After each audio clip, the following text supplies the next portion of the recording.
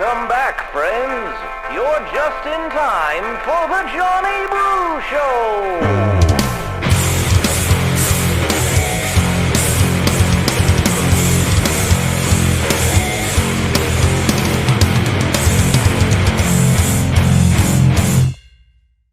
What's going on, everybody? My name is John Brookhagen, host of the Johnny Brew Show, and we have got an incredible Sunday special. You know the Johnny Brew Show always has a concentration on what's going on here in Nevada, and especially what's going on with our educational system. A lot of our viewers are really pro-school choice.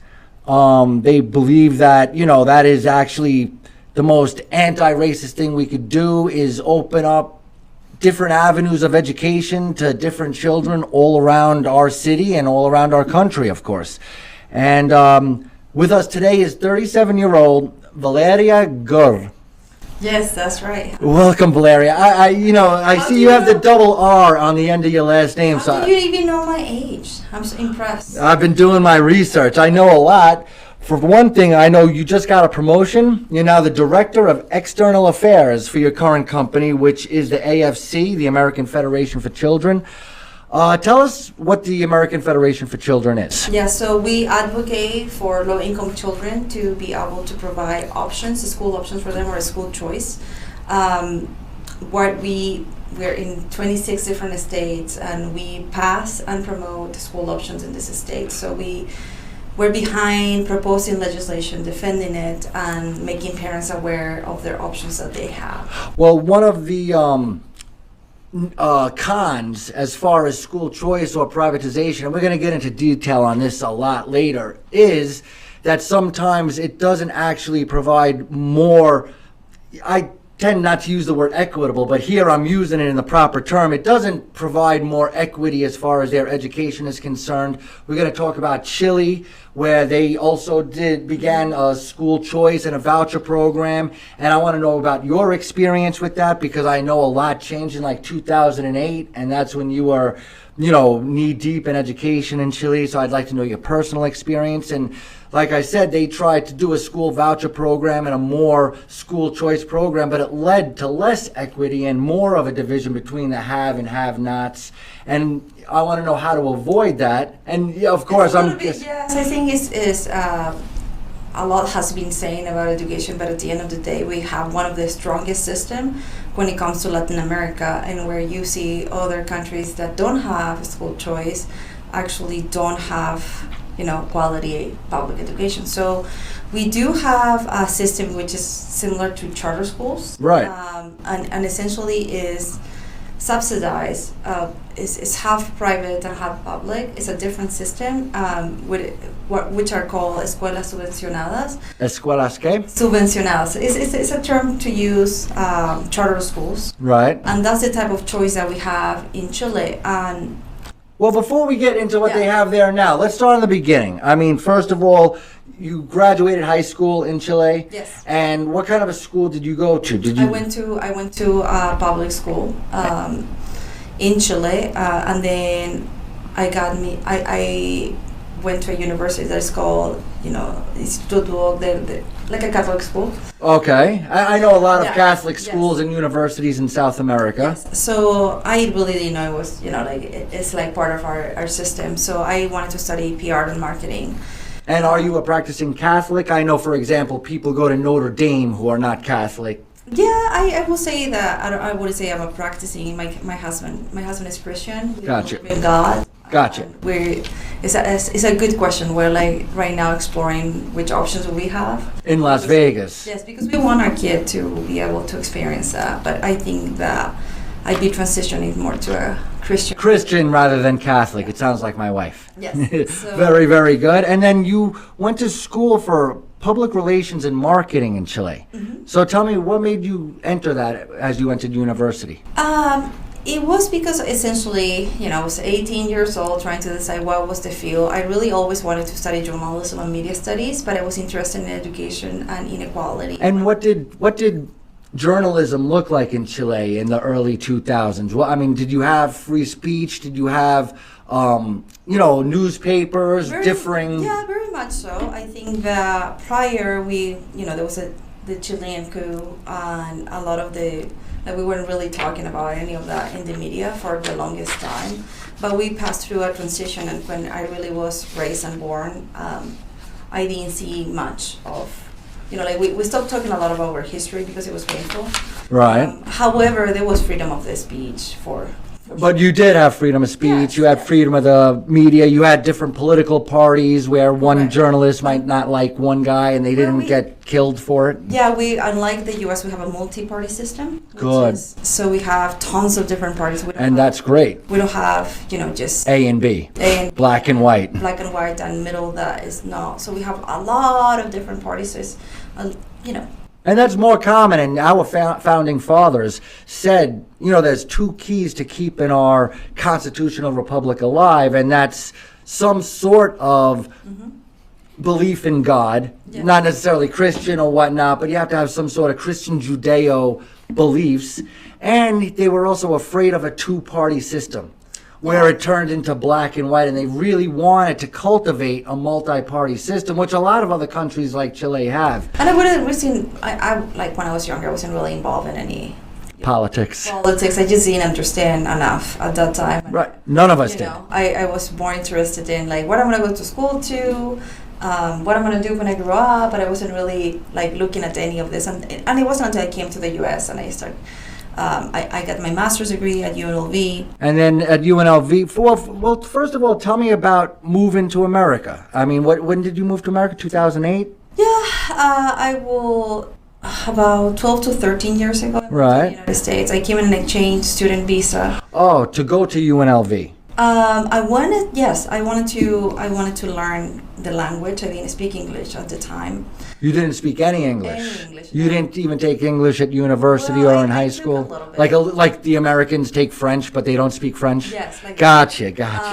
and I knew that if with like a PR and marketing career, I needed to speak more than one language. And one thing that it is very common in Chile is that you speak English or French or Portuguese. Right. So some of our schools provide different languages, very normal, but not to the level Of conversational. Yes.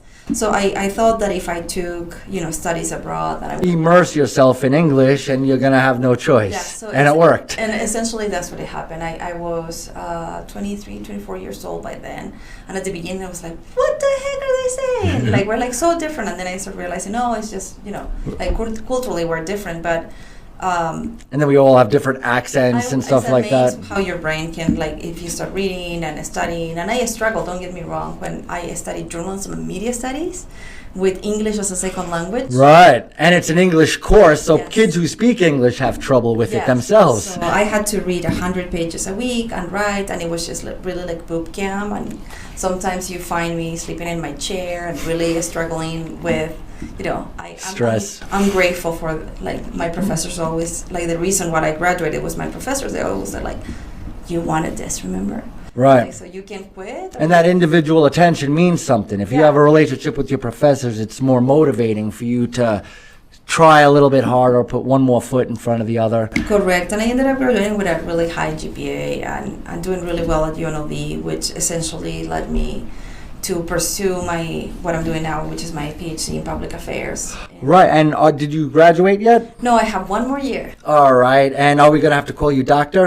After you can call me doctor if you like. I'm not big in time. Will you insist like Dr. Jill Biden? No.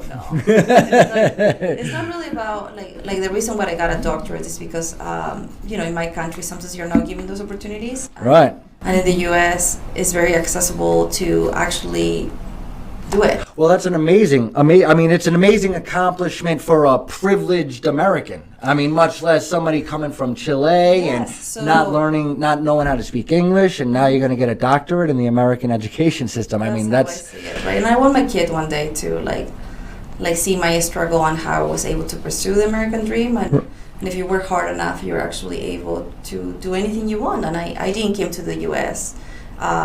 With money or with, I came with a lot of hope and wanted to do better. And I think that's exactly what I'm doing. So I'm living my own dream. And that brings us back to, I was talking about equity earlier. I mean, you deserve. I mean, you worked your tail off for this stuff. I mean, people don't deserve what you have or the positions and the knowledge that you have because you put in the work, and that's what America is supposed to be about. I mean, we talk a lot about equity now and equal outcomes, but if somebody's playing video games, somebody's practicing basketball, and somebody's immersing themselves I think a lot has to do with financial education. So one thing that my husband was really good was with the student loans, right? If you are giving, just because the system allows you to take 200 and 300,000, that doesn't mean you take everything. Right. It means that you budget, and my husband was really good about that. When I didn't understand anything, right? He was like, "Look, this is how much we need. This is how much we have to work for, and this is how we have to budget." So I actually don't have any student loans. Amazing. Because we were able to budget, but like you aren't counting on Biden just wiping them out? No. And I think that, like sometimes we don't value what we have, and by coming, it gives me perspective coming from another country, because in Chile we did not have the student loans. Right. So essentially, if you did not have access to a loan, you didn't go to school. Right. And I come from a single mom, and that was my case. So I have to work and study in Chile to pursue my bachelor's degree, and it was very difficult. It wasn't easy. So when I came to the U.S. and I was able to access to a loan, I was just really grateful, very grateful to be able to pay it back. Right. So I didn't take all the money that I could, and I was very responsible in paying it back. And I want my son essentially to be able to use those systems. And I get really upset when we just talk about, like loan forgiveness and all that, and right, and you were scrupulous, and that's why I asked you about Joe Biden paying it back. Well, I mean, Joe Biden or Joe Biden, whoever. Like, so I think this has been happening for a very long time. Prior to him is that we don't have financial education. So like in the schools, we're focusing on different things, and we're not teaching financial literacy. Financial literacy. If you're low income and you come from that, and which I saw my mom doing it, right? We're not taught how to save money and how to invest your money. Right, because a lot of times an influx of money does not create financial literacy. You're still not knowing what to do with your. And my husband had a background in business, so he taught me everything I needed to know to be able to be successful. And trust me, it was learning there, and I'm just very grateful that was my case. But I can see other families, and I work a lot with the Spanish community, they don't even know like the difference between a private university versus a public university, the difference in prices. Right. And they take this loan because they trick them into, right. And they have to they sign up for careers that are worth, like, they have to pay 100,000, 90,000, and then they're not thinking about how to pay it back, and they didn't know where to go. So, and then they become a teacher and they make $40,000 a year, which they're never going to be able to get rid of that loan. Correct. So I think a lot has to do with our process, and how we fix that process is not bad to give loans, but like we have to explain what that means. How much you have to pay back, and how much you should take. Well, you tell a 17-year-old kid he has $16,000. Right. Which 17-year-old kid is going to say, well, just give me 8? And those are the consequences of poverty, right? So like if we're thinking about somebody that doesn't understand finance, so that it's very likely that parent also doesn't understand how to teach their kid. And I see that a lot. So I think it's a blessing to be able to have FUSs, and I will hope that we don't destroy it. But I think that we have to be a little bit more mindful in how we teach the structure and how we provide those loans. And then when you left UNLV first with your master's in journalism, you joined the Nevada Institute for Children's Research and Policy, and you did a lot of obviously you were a fresh graduate, so you were pretty green, and they stuck you with the social media assignment, which you seemed to say, all right, let me take this, and you ran with it, and you turned their company around, and you got a lot more engagement through the social media platforms. So I work with them in preventing child abuse and neglect. We had different grants. It wasn't the only thing I did, but essentially we created different programs to help the community to learn how to prevent child maltreatment, which is a cause that is really dear to my heart, because many different times parents don't know or understand how to recognize abuse. So you were training teachers? Training teachers, professionals, and parents. So I had different like we were even giving credit to professionals. So if they were to see cases and they didn't know how to report abuse and neglect, we would teach them. What kind of a professional? Are you talking about like a school administrator, or are you talking about somebody Health- that no. works at Chuck E. Cheese? Health professionals. Oh, gotcha. A nurse so- or a practitioner. Yes, practitioners and also teachers and anybody that handle kids, we would provide credit for them from the university. So because they have to, so there's something that you have to take credit, like, so let's say that you work in pre-K. Like the people that work in pre-K, they have to take 12 different credits Right. to understand how to report. And also there's certain things with their contracts where you Yeah. get a certain number of points in order to renew your license, so you were able to provide that as well. Correct. So like, and we having, background in PR, marketing, and journalism, it was just something that I wanted to do to help them get the cause across. So I helped them to bring more awareness to social media and through the media. It's just something that I never I have worked very little in communications, but it's something that I know how to do, so I just do it. Well, 20 years ago, there was no class on Facebook. Exactly. You know what I mean? So you might be learning on the job, but really the whole world was learning on the Yeah, job. so I often took over the position, but my role was really, like we would set up conferences and help, families and parents. So that's when I really became a school choice advocate, because I was able to visit the schools and I realized that I've been living in a bubble. Right. When you're seeing 12 different schools in a week, you're realizing they're different. Each school is... Yeah, and to see, the little options that parents had in those schools, and in some cases, like see the overcrowded classrooms. So I come from a, underdeveloped country. It's not the worst one in Latin America, but I thought that only Chile had these problems. When I come to the U.S. and I'm thinking, like we're number one and we're supposed Not to anymore. Well, we're supposed to be this developed country that does things better. And I visited some of these schools in low-income areas, and I was shocked to see how behind they were, how much little they knew, and I figured out that we were not doing things right. Maybe things could be improved even in America. Yes. So that's when I became a school. I learned about more a little about. And then you started getting more involved in. I keep seeing ESAs. What's an ESA?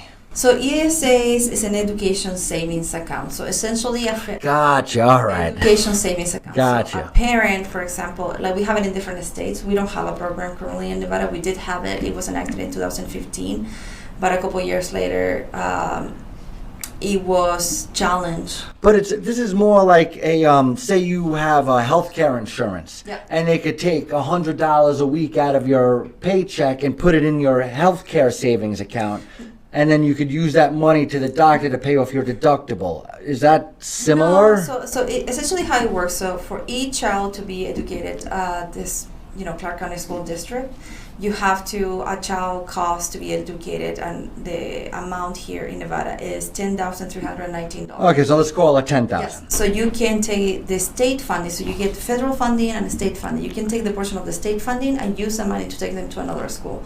So let's say about $5,500 you could have taken from your kid and in a form of a savings account, and then you can use that money for a private school. So is that like a fancy way of saying voucher?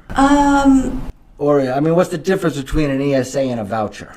The uses. So I think that you can, like an ESA, you can use it for children with disabilities, for therapy. It has a much broader, where a voucher is, okay, I want to go to this school, I want to go to this school, where the ESA, you might be able to use it for a tutoring institute, for a developmental institute. You can use it for tutoring, you can use it for children that had any sort of special need. Right. Or different need. They can use it for therapies.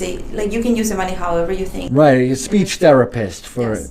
So it has broader uses. Gotcha. Don't have.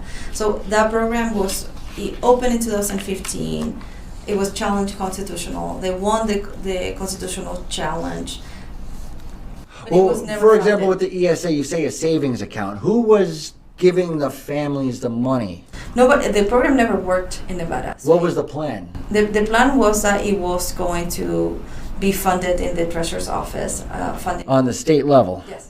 Got you. So the program never worked in Nevada. So it was created, but no, like 10,000 families apply, and none of them were able to utilize it. And then you started working with opportunity scholarships. Is that about the same time? About the same time. So like two programs were created. The Opportunity Scholarship is for families that do not pass 300% of the federal poverty line.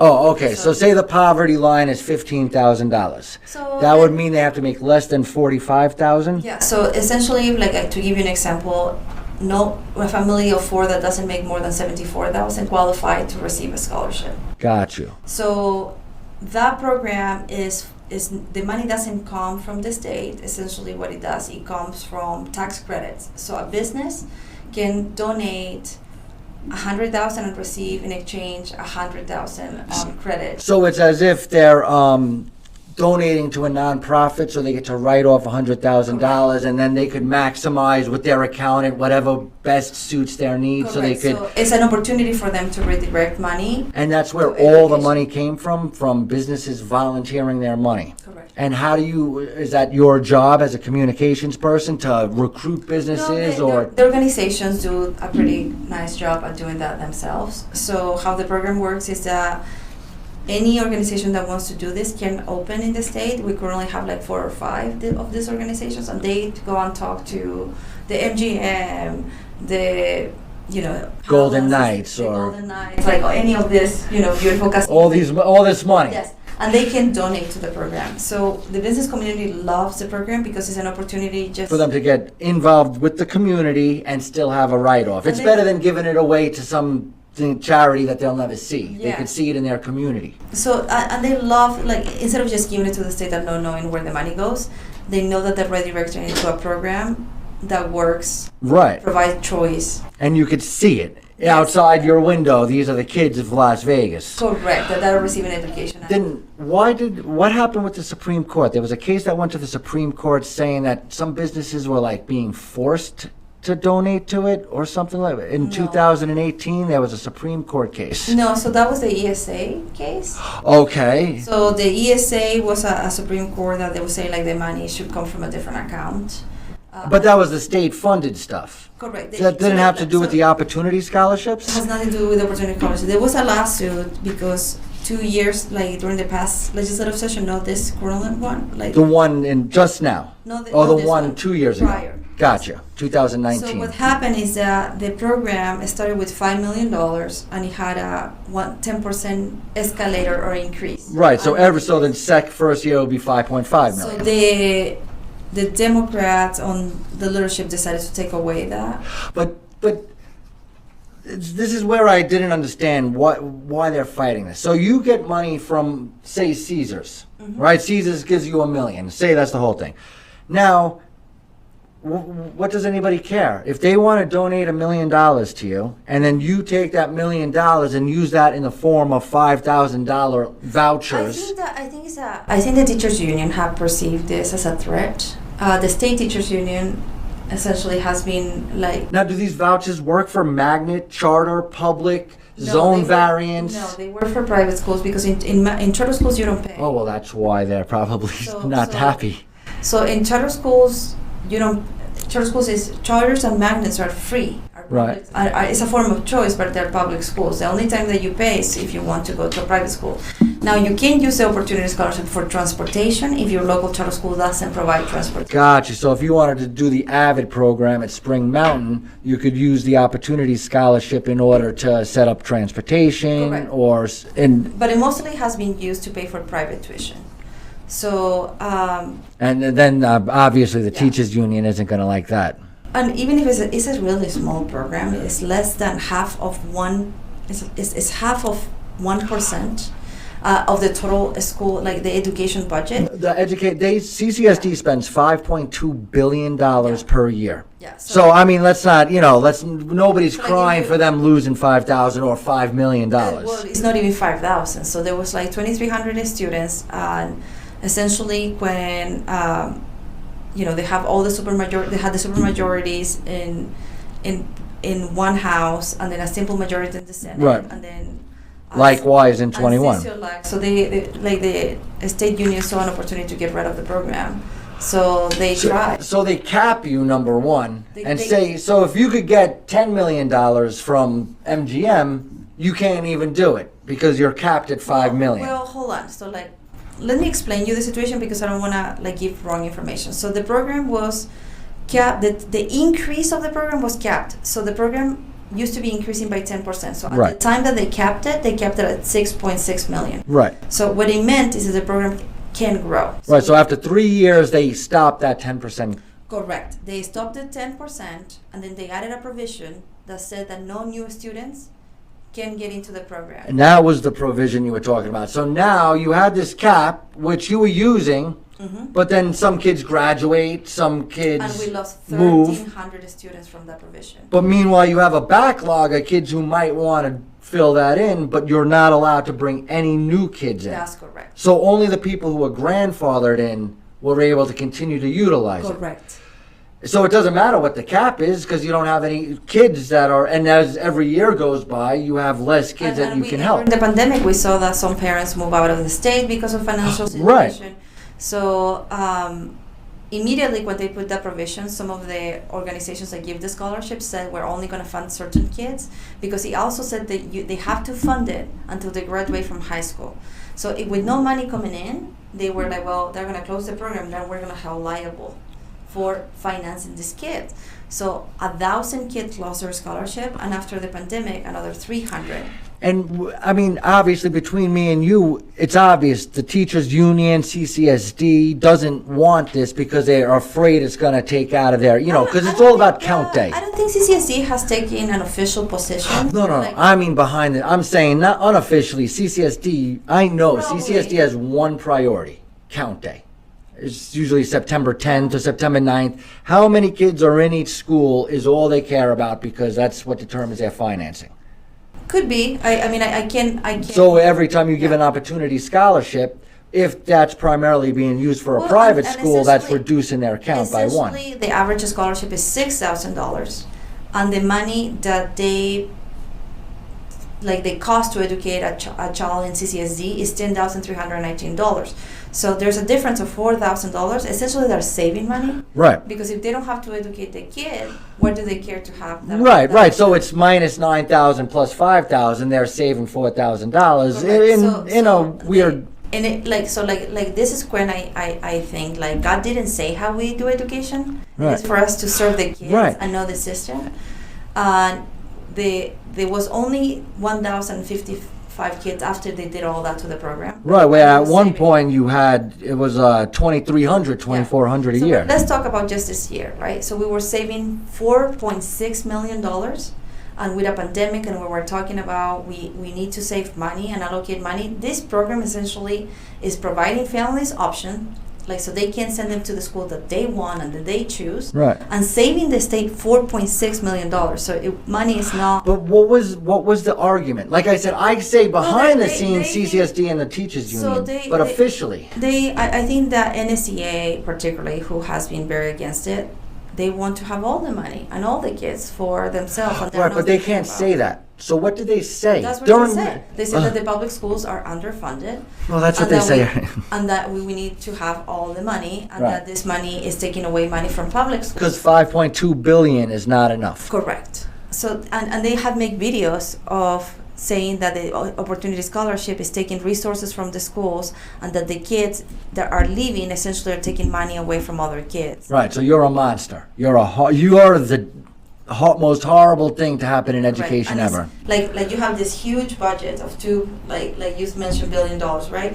And this is to make it into it's like this much out of this much. Right. So it's like less than half of 1%.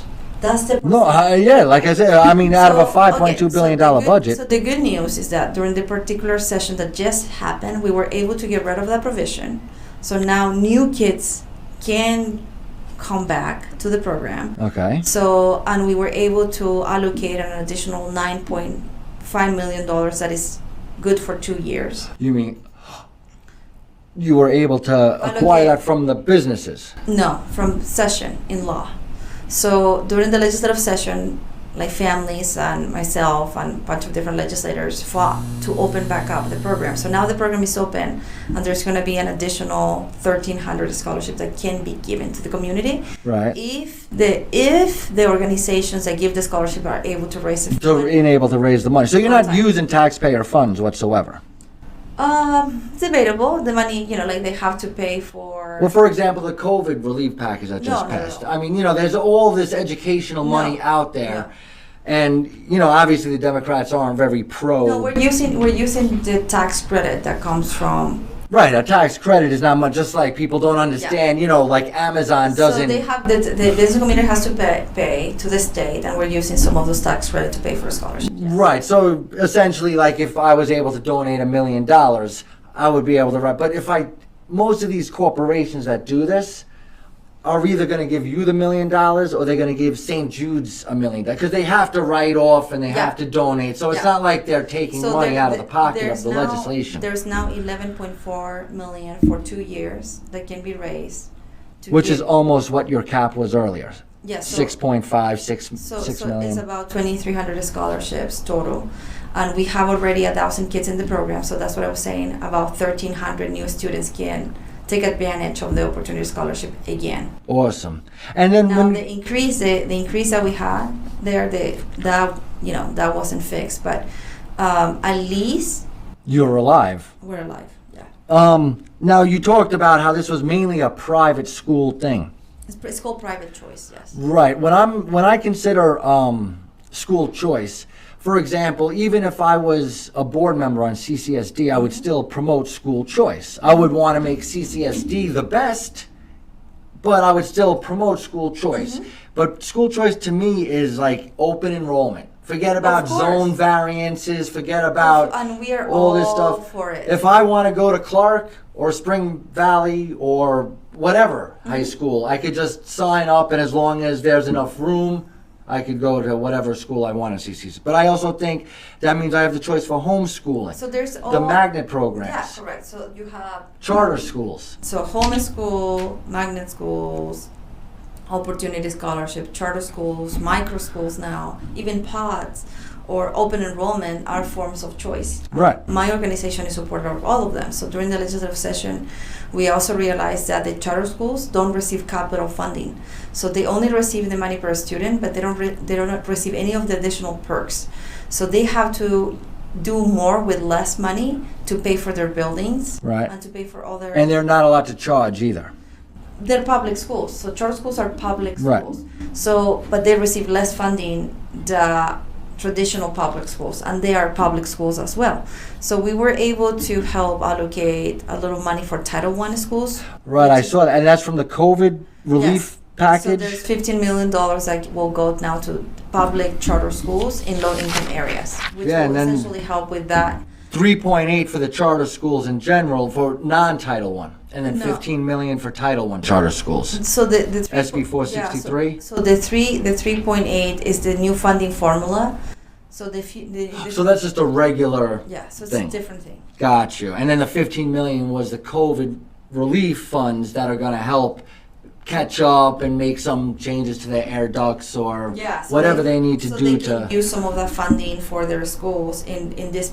And what is important is it's only for Title I schools, and Title I schools means that they're free and reduced lunch. Which is why they're always forcing everybody to go on free and reduced lunch. So there are schools that essentially have less resources and are doing a lot more with less to educate the community that needs it most. Got you. So we got 3.8 million annually for charter schools, 15 million to help with the COVID relief, and 22.8 million cap with that provision removed for the opportunity scholarships. Yes, for the biennium. So 11.4 per year and 22.8 for the biennium. So how session works is that every 2 years you have to go and fight for this and to be included in the budget. And I was fighting to make this permanent because essentially the 9.5 was only a one-time allocation. Right. But we're gonna have to go back and fight it again. In 2 years, you got to Which start is all super over. frustrating. Like they should allocate that money and keep it there so we can at least say like we're helping 2,300 students, but every 2 years have to go back for such a little amount of money. Right. Yeah. Right, instead of just getting something set up. It's kind of like what Trump did for the historically black colleges. Mm-hmm. They had to go back every 4 years and ask for more money when Trump just said, listen, every year you get this much, that's it. Exactly. So like that's what I've been asking for the longest time out of the Opportunity Scholarship, but it has received challenges since the program has been in jeopardy since it started. So like it's so unfair that we're saying that we're trying to provide choice to families, but we have to be defending this every other year. Now, is this going to be on a state? This is all state level. It's not Yes. for Clark County. It's No, for it's a all of state. Nevada. Mhm. And are you working with any politicians, whether they're from the Republican side or the Democratic side? Are you working with anybody in order to try to further this goal and, like I said, get that? Yeah, so essentially the Republicans have been very pro school choice. So they were able to find ways to compromise with the Democrat side to be able to make this happen. So I like to, if I have the opportunity Please. to say it, I really would like to thank Senator Heidi Garsert, Ben Kick-Effer, Key Picard from Clark County, Tom Roberts, Jill Tolles, and Kerry Buck for like really working behind and in front of the scenes to make sure that Right. you have more options. Well, I know in Carrie Nevada. Ann is very involved in education, and Yeah, she's a professor herself. Yeah, so she was really she carried a bill to provide capital funding for charter schools, and she advocated for providing equal funding to public charter schools in those areas that needed most. And Heidi Garson was really working hard to help with the Opportunity Scholarship. But Tom Roberts in the Assembly, who is running for another position right now, he was essential in making sure that this was a priority for the Republican Party, and worked really well with Heidi, and he crossed to the Senate and went to work with legislators to make this happen for Right. us. So, and these are like people from this side of town. So Tom Roberts, Right. Key Picard, and Kerry Buck are from here, and then you have people from the north, which is Heidi Garson, Ben Kick-Effer, and Jill Tolles. So very grateful for them, because the reason why we're going to be able to give 1,300 new scholarships is because It's of thanks to them. those 6 people mostly. Yes, and the funding for public Title I, public charter schools is because of them as They would have got nothing. So nothing. So like all the credit goes to them. They went to battle and work. They were up against Yeah. it because it wasn't an easy legislative No, they're in session. the minority. So I mean, big time. big Yeah. time. So they don't get to decide how Say much.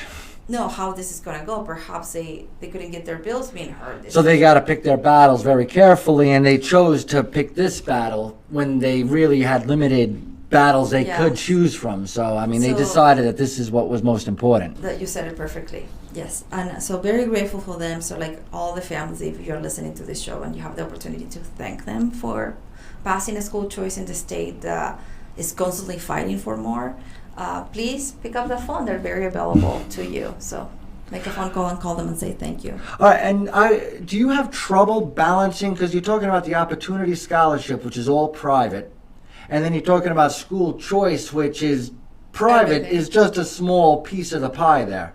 I mean, do you find any conflicts in working for both? Because No, the because oppor- I think I'm about like I even help families. I have a group that is called CCSD Padres y Madres. So what I am is for education for families that need it most, despite their zip code. So I don't necessarily. So a lot of families call me and say like I'm looking for a school, Right. and I help them to find the right option for them. Whether it's magnet, charter, or private Opportunity Scholarship. I'm not just saying utilize this as scholarship. Not at all. The scholarship is too small to serve everyone. Right. So if you have a quality, Right. like what happened is that sometimes you find a quality public school in their area, but most of the time it depends where you live. So if you live in a good zip code, you find a quality public school, and I will send you to that one. But the majority of the community, unfortunately, that lives in those low-income areas, have a 1 or 2 star schools. And Right. then in some cases, they have charter schools don't require the zip code Right. component. So if I'm able to find a charter school nearby them, I help Right, because them. then transportation Yes. becomes an issue. I mean, sure, if you live in North Las Vegas, all But- right, but Henderson will let us go there, but how am I going to get there Yeah. every day? But I'm about kids, and I try to show that. Like, so there was something during the pandemic that I started, which is called the Donate a Laptop campaign. We were able to donate over like almost 700 laptops to low-income families and give it to them. Right, not like these stupid Chromebooks that. Yeah, no borrowed laptops, and give it to them to help bridge the digital divide. And I will say that most of them went to even families that had the resources from private school were helping families that didn't. And it was a beautiful thing. Oh my gosh, I bet. And we- it's just what you were saying about your appreciation when you first came here. Yeah. You give half of these CCSD's kids a Chromebook, and I see them. They're throwing them around. They're not taking care of them. You know, you give some of these low-income families a cheap little laptop that they could keep. They probably treasure it, and Yes, they just have a different outlook on. So like Gratitude. we were able to help, and most of the families were from CCSC, and some of them from charters.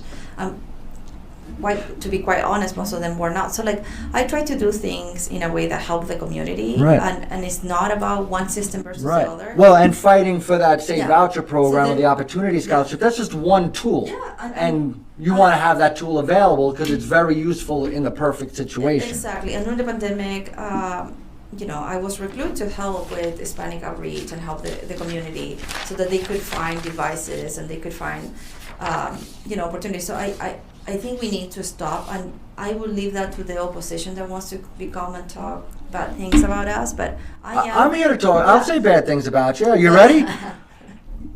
What if I tell you that it's racist to have school choice, that you're just taking away from the inner city, and you're taking, the best students out of the inner city, and the bad schools will just get worse, and that's just a racist ideologue to promote school choice and make kids leave their home school?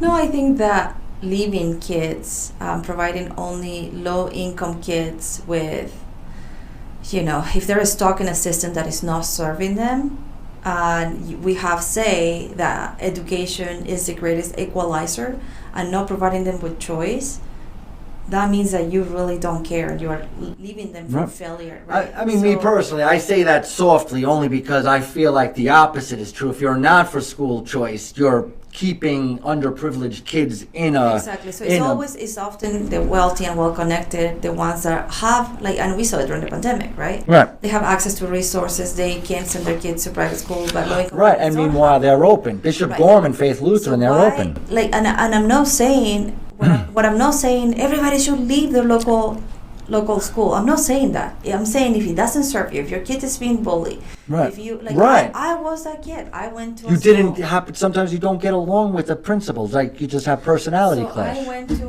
a school where there were 40 kids. I was past grade to grade. I thought that I wasn't smart, and it hurt my self-esteem. And the reason why I believe in a school choice is I remember my mom even visiting schools and trying to get me out of it, and we just simply couldn't afford it. We did not have an opportunity. And you were trying. Yeah, and we were trying. And most of the moms I help are the same moms. So it's so offensive when they say parents don't care.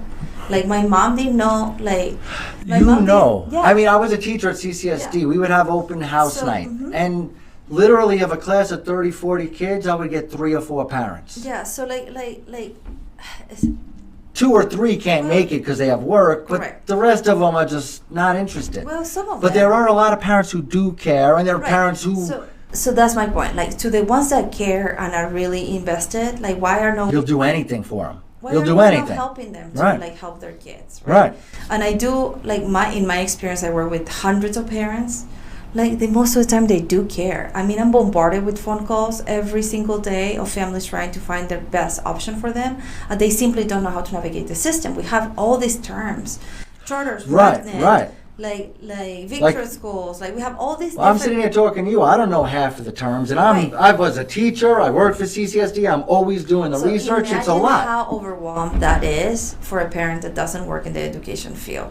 Well, So most of the time they call and they want to find an option, and I think that it shouldn't be only for the wealthy and well-connected to be able to do that. well, 1 week ago, North Las Vegas just launched a program to help parents make educational choices where they set up a hotline.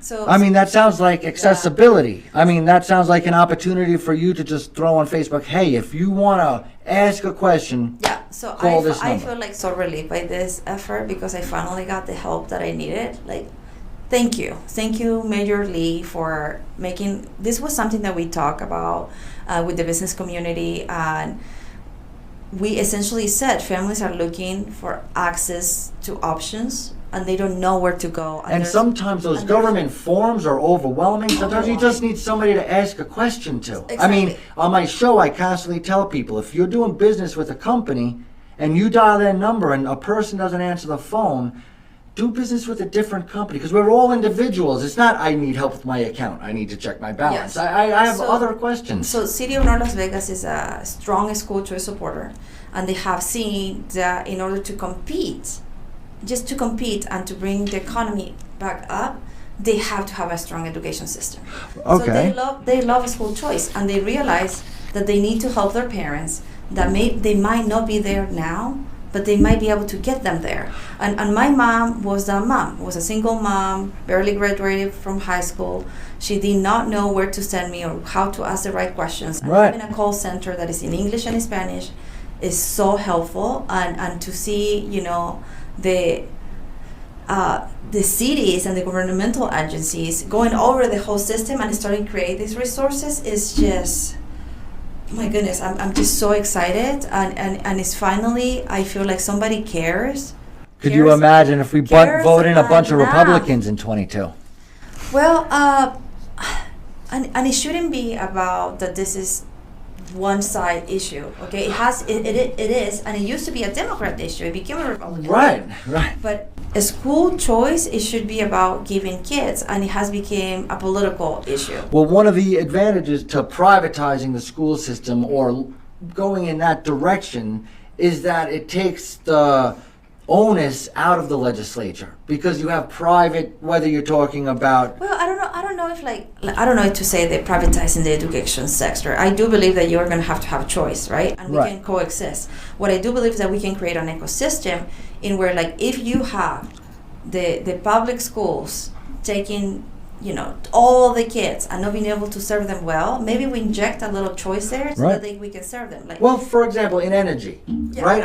I believe that we should have nuclear and hydro dams, and we should have windmills, and we should have solar, and we should diversify. Yes. And that So way, that's my if point. there's no wind, the other stuff Yeah. works. So I think that that's what it is, right? Like, not everybody is going to be the right fit for a private school. Not everybody is going to be the right fit for a charter school, and not everybody is going to be the right fit for traditional public school, because we're all different, Right. right? Like, we're both like red. Individuals, Okay, right, like right, but red. we are totally But- different. But like, look at your how you're dressed, and Right. it's the same. And why did we decide to monopolize education?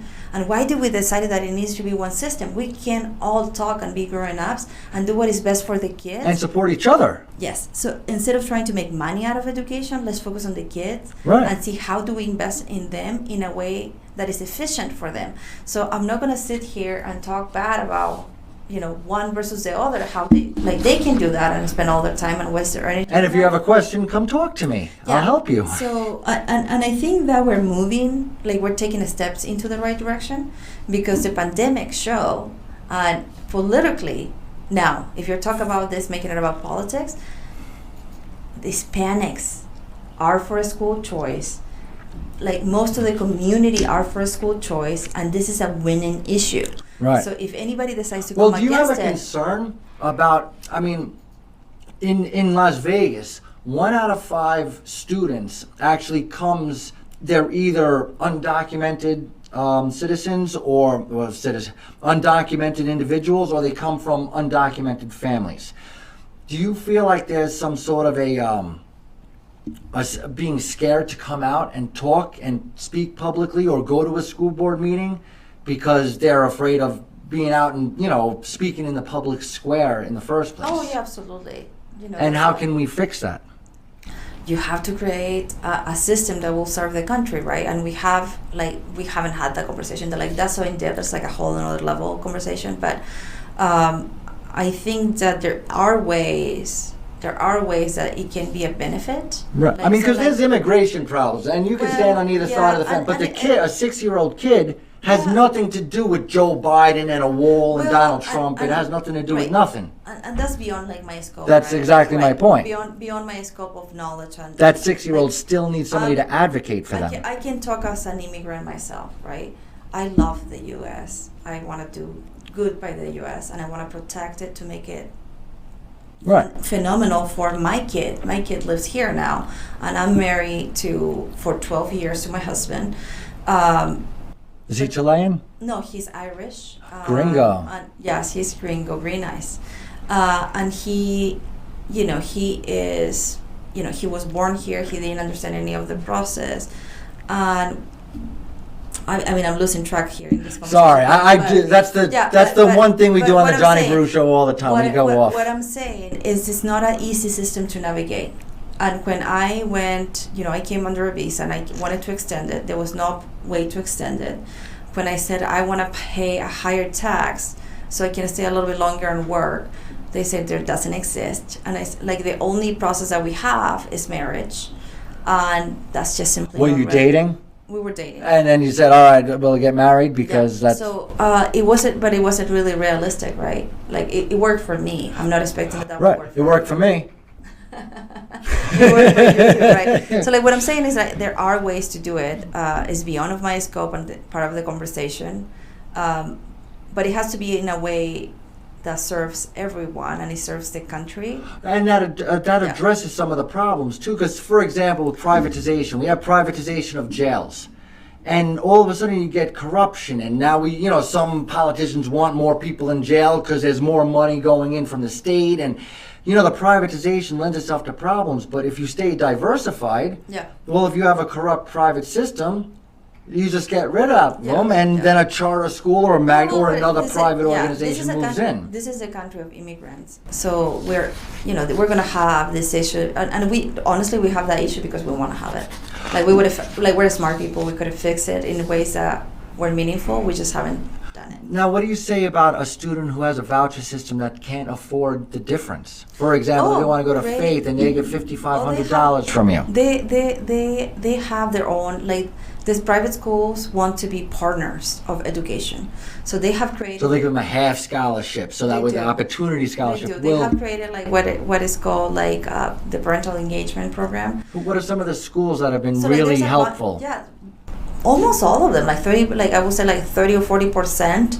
Bishop, Meadows, Yeah, Gorman, they have like Faith. the Catholic schools, and that's a great question. Like Faith, they actually have a supplemental scholarship, and they help that parent with like let's say a kid receive a 7,000 scholarship and they still have another 7,000, and for them it's impossible to pay the other. Right. They have a program in where they give the other scholarship, and they work with them. They say like, Right. how much can you actually pay? Be honest. Right. Okay, in payments. And let's say they say 2,000. they say I can pay 2,000 for the year. They Right. provide the other scholarship. They make them come volunteer maybe once a month with the Right, school, so that right, they right. build a network. And, Right. and I had this particular case of a kid that she was very shy, and her brother performed fantastic in the local school, but Mia did. So they only needed one scholarship, and the other kid to stay in the other school. And Mia couldn't afford the whole entire scholarship, but they provided, that parent explained me the whole process. They provided them a supplemental scholarship. They volunteered 1 year. Essentially, that parent ended up with a better network. And that parent is doing so well because he met like a bunch of business community. Right. And he was the one that called me during the campaign and say, I don't use the scholarship anymore because I make enough money. But I wanted to call because I wanted to donate laptops for low-income kids because, this was life-changing for me. And Mia and ourselves and my family is doing well, and we're grateful for the program. So, that's what he said. That's the kind of thing. I know. And I see some of the things going on. I don't know, And in other cases, like the elite private schools, they're like a 5%. So, a lot one of out of every 20 kids is going to get a scholarship. So most of the time it covers the whole tuition. So the average scholarship is $6,000, and some of these Christian or Catholic schools are around Right. that amount. So in some It works out pretty yes, good. Yes. And then, of course, Yep. $500. Yep. Go figure it out. All right. So look like you're moving onward and upward. So what are your goals for the next 2 and the next 4 years? Whether you're talking about the new legislative sessions, whether you're talking about school choice, the pandemic hit. I know I met you 2 years ago at a school choice event, which was suspended because of Yes, this we're gonna pandemic. do it again. So what's going to happen Well, in the next 2 months and the next 2 years? Education is like Nevada is dear to my heart, so I'm going to continue pushing to make funding permanent for the Opportunity Scholarship, so we can we have a waiting list of at least 3,000 kids. So I would love to have a program that actually would be at 5,000 kids and not 2,300.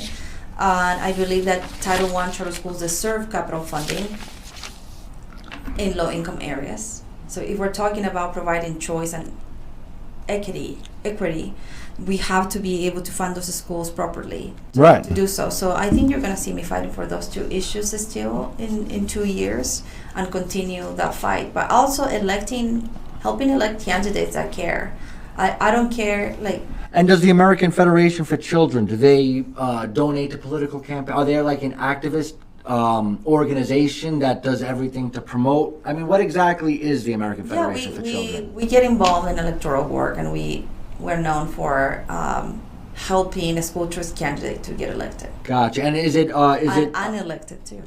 very well? That's probably more useful than picking the right one, is getting rid of the bad one. And how does the American Federation for Children get financed? How do they make money?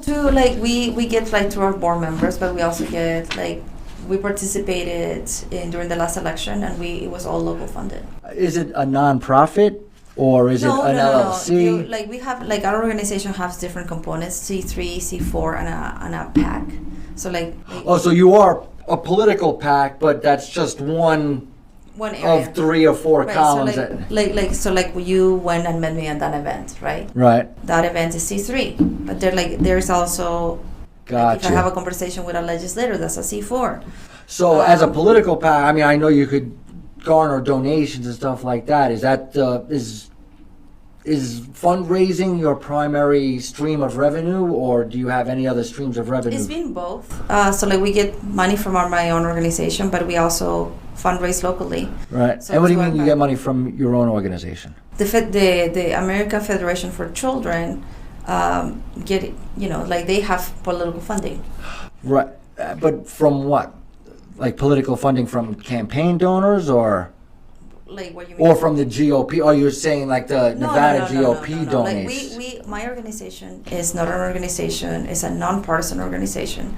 So we focus. Our main focus is school choice candidates. Right. So we don't get money from one party or the other. We get from donors, from business community. Right. So. In a particular case, we got a lot of the funding from business community members that believe in school choice. Gotcha. From parents. So it's more like a political PAC and charity kind of mixed into one from the political is not considered charity. Is you don't get any credits from that. Right, but I'm saying you get money from businesses that promote for school choice. Yeah, so and then you take that money and you're able to pay yourself. Yes. You're able to do some stuff in the community. You're able to have a school choice event. Yeah, my organization pays for my salary. Any donation that goes for political work is used and reported for political work. You cannot use it for yourself. So all right. We're getting in the weeds and deeds of how this work is. Just our organization does work in the community to promote a school choice program, so we can educate the public and help families to find a school choice.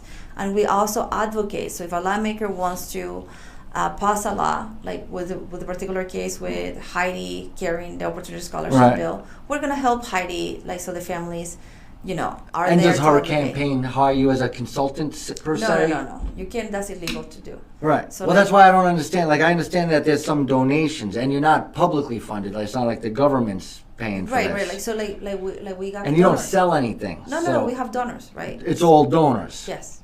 Gotcha. We have a loan, And this is international or national? National. Yeah. So all 50 states. My boss focuses on the fundraising, and if we are able to help locally, that's always welcome. It's not Gotcha. we don't have the same amount of money that the teachers union. I don't think anybody's got it, except for Bill Gates and Jeff so Bezos. We fundraise. We fundraise, and that's how we do it. Gotcha. So, what else would you like to tell our viewers? We're just about, I mean, I hit everything. I mean, we've covered everything from when you were a little girl to the last legislative session. So I think that if they want to, like, a lot of families are going to want to know, where do they go out to? Please, apply? and with the hotline and stuff like that, please tell everyone. So City of North Las Vegas is going to open this hotline, so you can go to their website, City of North Las website. Make sure that you visit that website and find out what is the number. I will do my best to find it as soon as possible.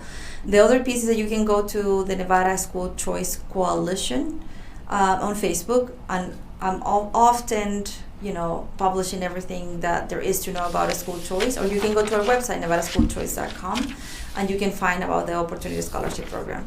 Other resources that you can use if you're looking for public choice, only public choice, you can use Opportunity 180, and then you can see what are the public schools in your area that are either charter, magnet, or public.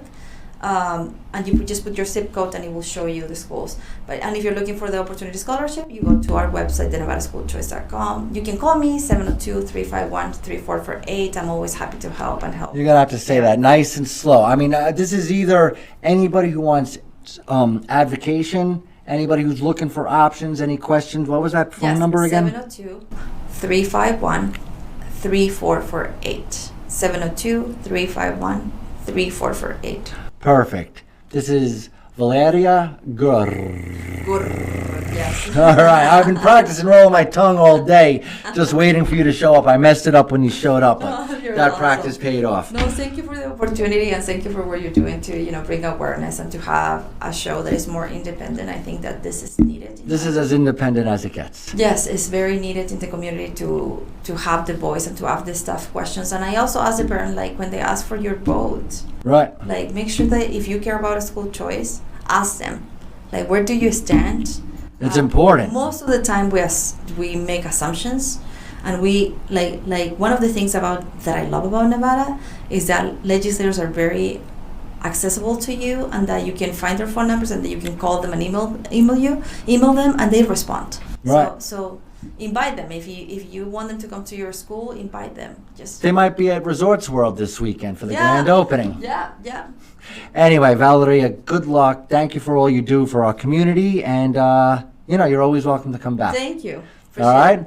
This portion of the Johnny Brew Show is brought to you by Infinity, the Math Institute, where you don't get more math problems, you get solutions. themathinstitute.com. And keep your eyes peeled, because we're going to have a whole bunch of episodes covering everything from culture, politics, education, and what affects you in your life. My name is John Brookhagen. We'll see you next time.